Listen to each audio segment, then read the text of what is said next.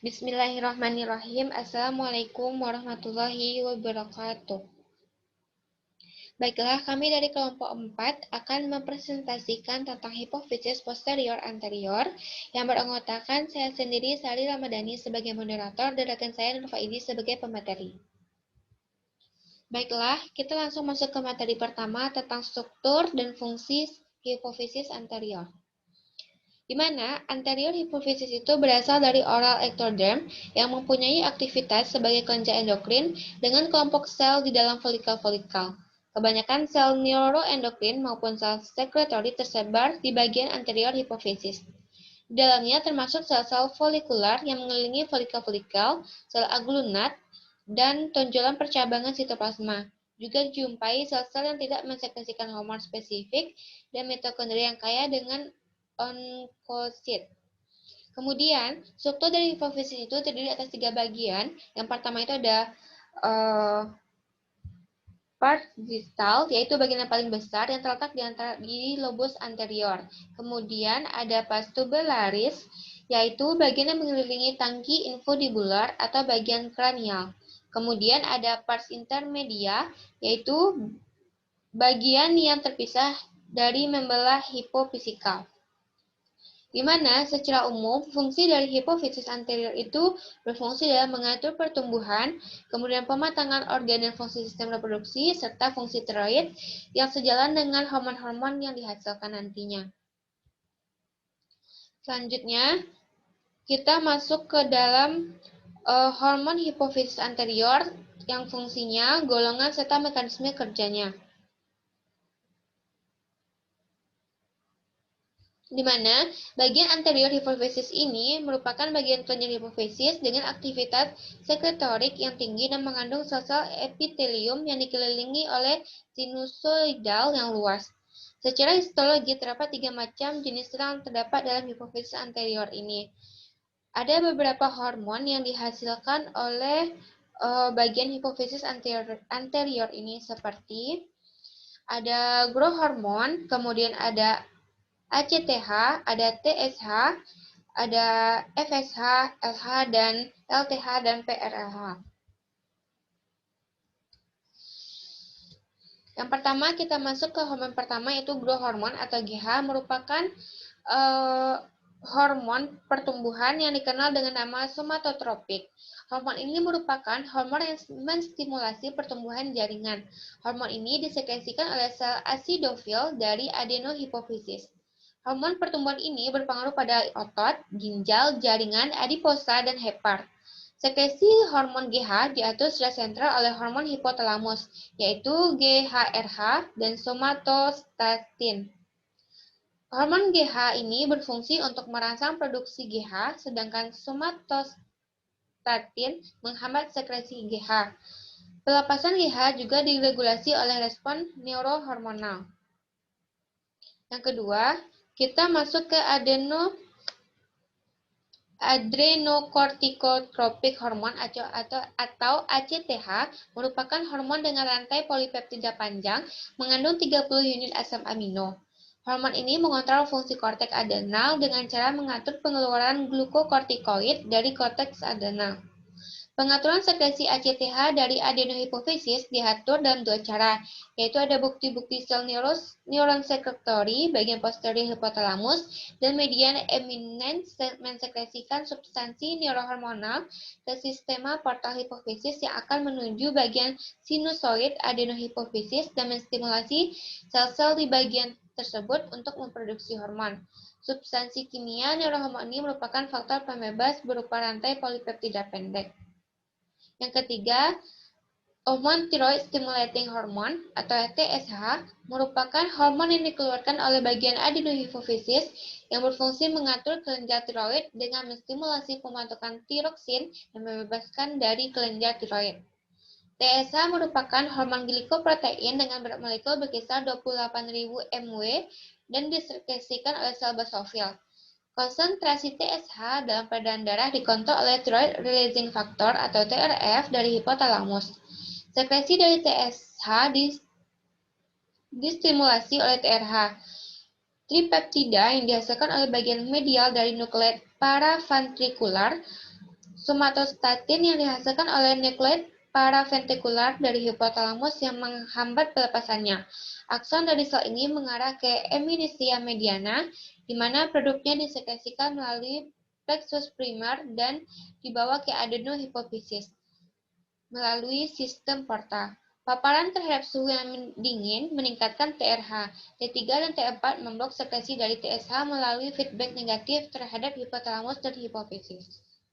Baiklah, untuk penjelasan berikutnya akan dijelaskan oleh rekan saya, Nur Faizi. Kepada Faizi, dipersilahkan. Baiklah, saya akan melanjutkan materi hormon yang keempat, yaitu follicle stimulating hormone atau FSH. Yang mana follicle stimulating hormone ini merupakan satu di antara 3 hormon gonadotropin yang pada wanita hormon ini memacu pertumbuhan dan pemasakan folikel degraf dengan cara produksi estrogen. Sedangkan pada pria, hormon ini menginduksi perkembangan epitelium germinal tubulus seminiferus. Hormon FSH ini diatur sekresinya oleh hipotalamus dengan cara mensekresikan follicle stimulating hormone releasing factor atau FSHRF. Sekresi dari LH dan FSH ini distimulasi oleh gonadotropin releasing hormone, suatu dekapeptida yang dihasilkan di area preoptik bagian media dari hipotalamus. Akson dari sel ini berproyeksi ke eminesia mediana, di mana produknya disekresikan melalui plexus primer dan dibawa ke adenohipofisis melalui sistem porta.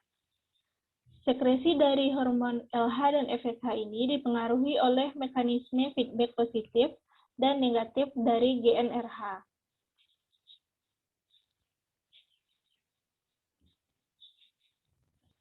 Hormon yang kelima yaitu luteinizing hormone atau LH, yang juga dikenal dengan nama interstitial cell stimulating hormone atau ICSH. Yang pada wanita, hormon ini bisa memacu pembentukan korpus luteum yang mensekresikan progesteron. Sedangkan pada pria, LH menstimulasi sel-sel interstitial di testis untuk memproduksi testosteron. Regulasi produksi LH dikontrol oleh hormon gonad yang beredar di darah dan luteinizing hormone releasing factor atau LHRF.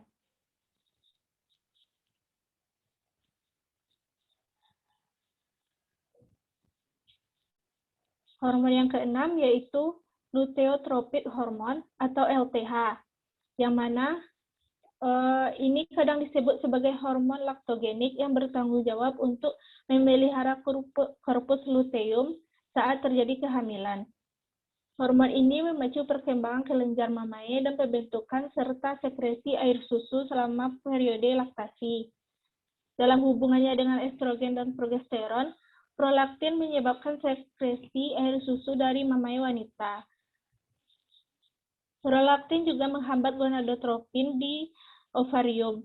Mekanisme ini mencegah ovulasi pada wanita yang menyusui atau pada wanita dengan tumor yang mensekresikan prolaktin. Materi selanjutnya yaitu gangguan pada hipofisis anterior.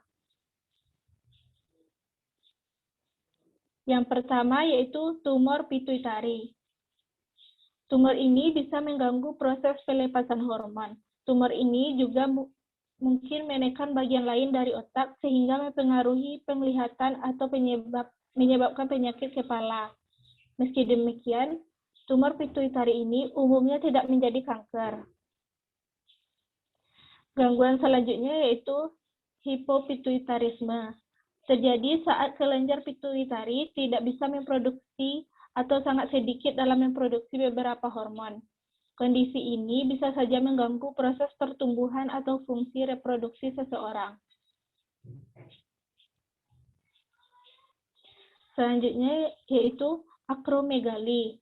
Adalah kondisi yang memacu saat kelenjar pituitari memproduksi terlalu banyak hormon pertumbuhan. Selanjutnya, diabetes insipidus muncul karena gangguan dalam pelepasan hormon vasopressin. Kondisi ini bisa menyebabkan tubuh memproduksi terlalu banyak urin dan butuh minum dalam jumlah yang sangat banyak. Selanjutnya itu penyakit Cushing. Penyakit ini terjadi karena kelenjar pituitari memproduksi terlalu banyak hormon adrenokortikotropik, yang mana kondisi ini umumnya akibat adanya tumor dekat kelenjar tersebut. Penyakit ini juga dikenal dengan nama sindrom Cushing. Ini dapat membuat penderitanya mudah memar, mengalami hipertensi, dan kenaikan berat badan. Dan yang terakhir yaitu hiperprolaktinemia, yang terjadi saat darah mengandung kadar prolaktin yang sangat tinggi. Kondisi ini bisa menyebabkan infertilitas dan penurunan gairah seksual.